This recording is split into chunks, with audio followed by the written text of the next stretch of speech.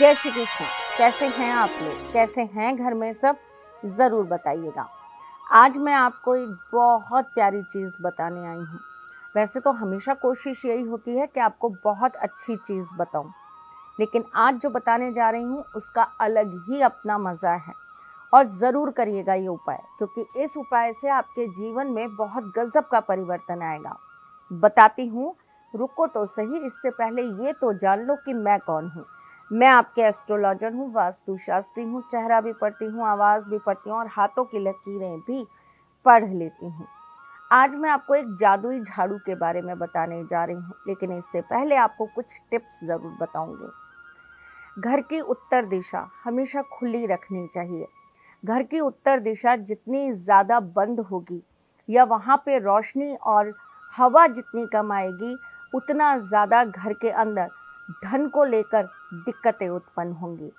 घर का ईशान कोण यानी कि नॉर्थ ईस्ट अगर बंद होगा, वहाँ पे ना हवा आती होगी, ना वहाँ पर किसी भी तरह का धूप का ज़रा सा भी कण होगा, तो आपके जीवन में सब कुछ रुक जाएगा, नकारात्मकता बढ़ने लगेगी। जीवन में आए दिन आप किसी न किसी समस्या से ग्रस्त रहेंगे। घर का अगर आपका पश्चिम भाग बंद रहेगा और वहाँ पर भी हवा का संचार नहीं होगा, तो आपको बहुत ज़्यादा दिक्कतें आएंगी अपने रिश्तों को बनाने में। ऐसे घर में रिश्ते कभी भी टिक नहीं पाते, ऐसे घर में रिश्ते कभी भी एक दूसरे के साथ अच्छे नहीं चल पाते। बहुत छोटी छोटी सी चीज़ें हैं, हम ध्यान रखेंगे तो हमें इनसे बहुत लाभ प्राप्त होगा। चूँकि कुंडली के अंदर भी आपकी दिशाओं का बहुत एक महत्वपूर्ण भाग होता है, इसीलिए आपको अपने घर के वास्तु के कोने हमेशा साफ सुथरे रखने चाहिए। वहाँ पर आपको समय समय पर धूप बत्ती दिखाते रहना चाहिए। वहाँ पर आपको सफाई अच्छी से रखनी चाहिए और गंगा जल का छिड़काव हमेशा करते रहना चाहिए। घर स्वस्थ होगा तो कुंडली स्वस्थ होगी, कुंडली स्वस्थ होगी तो जीवन स्वस्थ होगा, और जीवन स्वस्थ होगा तो भाग्य और कर्म अपने आप स्वस्थ हो जाएंगे। तो इन छोटी छोटी बातों का ध्यान रखना सबके लिए बेहद ज़रूरी है। चलिए जी, आज का जो टॉपिक है उस पर बात करते हैं।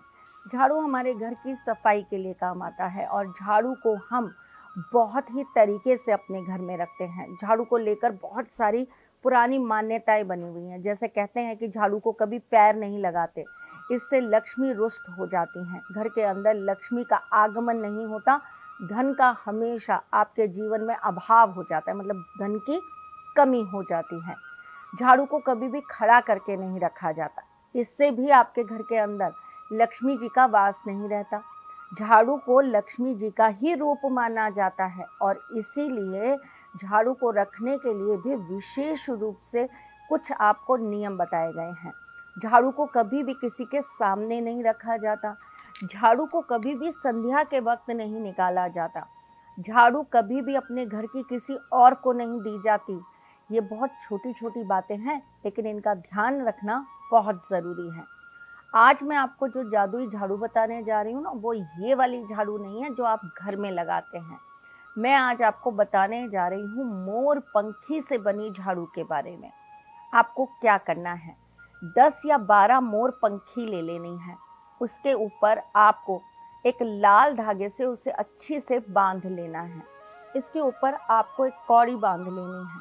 अब क्या करना है, आपको इस झाड़ू को लेकर मंदिर में रख देना है और आपको एक घी का दीपक प्रज्वलित कर देना है। वहीं पर बैठकर आपको 5 पाठ दुर्गा चालीसा के करने हैं, मतलब 5 बार आप दुर्गा चालीसा का पाठ करेंगे। उसके बाद आपको इस झाड़ू को अपनी तिजोरी में लगा देना है। हाँ, आपको इस झाड़ू को अपनी तिजोरी में लगा देना है। अपनी तिजोरी को अच्छे से साफ करेंगे आप इस झाड़ू से। अगर आपने कोई तिजोरी नहीं बना रखी तो आप एक अलमारी में पट्टा बना लीजिए, जिसको आप अच्छे से इस झाड़ू से साफ करिए। वहाँ पर आप स्वास्तिक का चिन्ह बनाइए और वहाँ पर आप कुछ अपने हाथ से पैसे रख दीजिए, चाहे सिक्के ही रख दीजिए, और वहीं पर आप अपनी कीमती चीज़ें रखना चालू कर दीजिए। ध्यान रखना वो जगह बंद होनी चाहिए, खुले में मत कर देना ये काम। अगर आपके पास तिजोरी है तो आप उसमें अच्छे से झाड़ू लगा दीजिए और तत्पश्चात इस झाड़ू को ले जाकर ठाकुर जी के मंदिर में रखाइए। प्रार्थना कराना कि मेरे जीवन की समस्याओं का समाधान करिए और मुझे इस जादुई झाड़ू से अरबपति बना दीजिए। चलो बोल देना अरबपति, आप अरबपति बोलोगे तो वो आपको लखपति तो बना ही देंगे, कोई बात नहीं। बोल के आ जाना और उसके बाद लालच मत रखना। ये मत कहना कि मैंने अरबपति बोला तो अब अरबपति ही बन जाऊंगा मैं। नहीं, कर्म भी करना पड़ेगा, ईश्वर की आराधना भी करनी पड़ेगी, विश्वास भी रखना पड़ेगा और वो आपको जो भी देंगे उससे संतुष्ट होकर उनका धन्यवाद भी करना पड़ेगा। चलिए जी, मैं फिर आती हूँ कुछ नया, कुछ अलग, कुछ अद्भुत लेकर। तब तक के लिए मुस्कुराते रहिएगा, रिश्तों में मजबूती बना के रखिएगा, अपने साथी के साथ में जुड़े रहिएगा, प्यार देते रहिएगा, प्यार लेते रहिएगा, ख्याल रखिएगा अपना और उनका जिनसे आप प्यार करते हैं। मैं जल्द आपसे मिलने आऊंगी, तब तक के लिए राधे कृष्ण। सारथी मां त्रिशला ज्योतिष के क्षेत्र में विश्व विख्यात नाम है। ज्योतिष शास्त्र में पीएचडी मां त्रिशला पिछले 22 वर्षों से ज्योतिष की सभी परंपरागत विधाओं के साथ साथ अनेक दुर्लभ गुण विधाओं जैसे परछाई एवं नव्स के अध्ययन से अपनी सटीक भविष्यवाणी और पूर्वानुमान के लिए विख्यात हैं।